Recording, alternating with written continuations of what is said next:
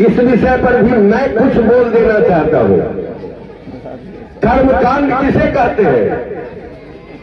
कर्मकांड कहते हैं जो बोलते हो उस पर स्थिर रहना। यदि उस पर स्थिर नहीं रहते हो, अपने वचन पर नहीं स्थिर रहते हो, तो कर्मकांड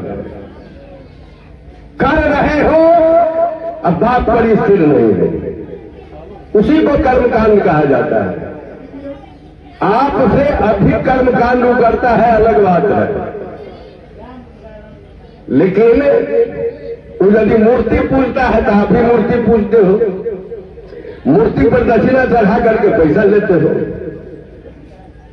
हम लोग सच्चा मूर्ति पर कहते यदि कहवो करेंगे तो ये नहीं कहेंगे कि यह धर्म होगा, यह चढ़ाओ तो धर्म होगा, ऐसा हम लोग नहीं करते। हम लोग कहते हैं हम लोगों को दोगे तो आशीर्वाद देंगे, कभी जरूरत पड़ेगी तो कल्याण की बात हो सकती है। आप वो 10 या 10% जो आमदनी का हिस्सा दे देना है, वो कहीं से बौद्ध दर्शन में नहीं है। बौद्ध ने जब धन का त्याग किया तब बुद्ध बना है।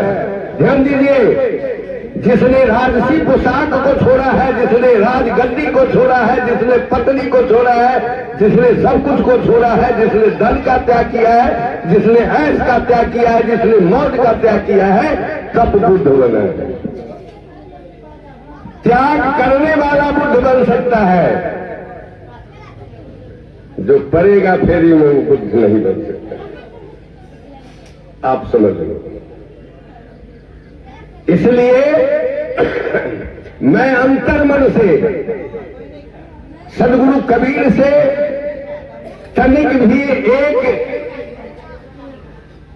क्या कहूं, छोटा सा भी अंतर, सीकी भर भी अंतर भगवान बुद्ध को नहीं मानता हूं।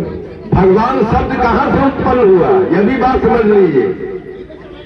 जो मंत्र जो है नमो तस् भगवतो अरहतो सम्मा संबुद्धस्, ये पहला मंत्र है। भगवान बुद्ध का पहला मंत्र जो है नमो तस् भगवतो अरहतो सम्मा संबुद्धस्। अरहत मन क्या हुआ? सब कुछ का अर्थ होना चाहिए। यह शुद्ध संस्कृत शब्द है, पाली शब्द है। अरि माने दुश्मन, हत माने हत्या कर देना। हमारा दुश्मन कौन है? हमारे अंदर के कुविचार हमारे दुश्मन है।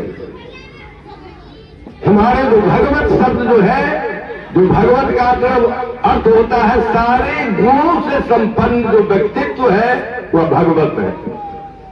जिसमें कण के बराबर भी दुर्गुण आ गया वह भगवत नहीं हो सकता। इसलिए कबीर ने कृष्ण को नहीं माना है, राम को नहीं माना, इसलिए कि उनमें गड़बड़ी थी। उन्होंने हिंसा का साथ लिया था। अहिंसा करके यदि बड़ा होना होता तो बुद्ध भी बन जाते हिंसा करके बहुत बड़े। जब महात्मा अंगुली माल तलवार लेकर के कूद गया तो कोई रक्षा नहीं, मुस्कुराता हुआ आगे की ओर बढ़ा। बुद्ध आगे जब रास्ते में चल रहे थे तो कोई खेत में कुदाल भाजने वाला, कोई हल जोतने वाला कह रहा था कि बाबा मत जाओ, बड़ा खतरनाक डाकू है। ये सिर्फ मुस्कुरा देते थे, उनके अंदर में सिर्फ मुस्कुराहट थी, मुस्कुरा करके आगे बढ़ जाते थे। और जब अंगुली माल के समीप अंगुली माल देखा तो अपने तलवार लेकर के कूदा और कहा ठहर जा। ये महामंत्र है, ठहर जा। वेद शास्त्र उपनिषद पुराण किसी का भी आप व्याख्या करो, इससे सुंदर व्याख्या की उम्मीद नहीं की जा सकती। ठहर जा। बड़ा कुकर्म किया, बड़ा जालसाजी किया, बड़ा धोखा दिया दुनिया को, बड़ा लोगों को सताया, वहां से ठहर जा। और यही संदेश को सदगुरु कबीर ने दिया, ठहर जा। जिस स्वरूप में तुम आया था मां के गर्भ से, कोई तुम्हारे अंदर बेईमानी नहीं थी। ठहर जा। वह समझ नहीं रहा था, आगे की ओर बढ़ता जा रहा था। कहा तुमने सुना नहीं, तलवार चमचमाती तलवार उठाए हुआ है, तुमने सुना नहीं, ठहर जा। मुस्कुराते हुए आगे बढ़े, कोई उपक्रम नहीं किया कि हमको मारेगा तो हम भी तलवार लेके खड़े हो जाए। आगे की ओर बढ़ता गया। तीसरी बार जब कहा तो उनके नजदीक पहुंच करके कहा, रे मैं तो कब का ठहर गया, तू भला कब ठहरेगा। ये बहुत बड़ी जवाब है, बहुत बड़ी बात है। ये पूरे दर्शन का, चाहे जितने भी प्रकार के दर्शन इस धरती पर है, सारे दर्शनों का यह मूल मंत्र है, मैं तो ठहर गया, भला तू कब ठहरेगा। और यह इतना चोट किया, हर्ट किया कि उसने तलवार नीचे रख दिया। तुरंत हम तलवार नीचे रख दिया।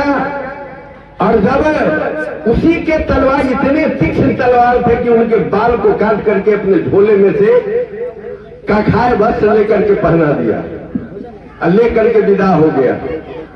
जब राज दरबार में पहुंचा तो खुशियों की लहर छा गई कि गुरुजी नहीं गए।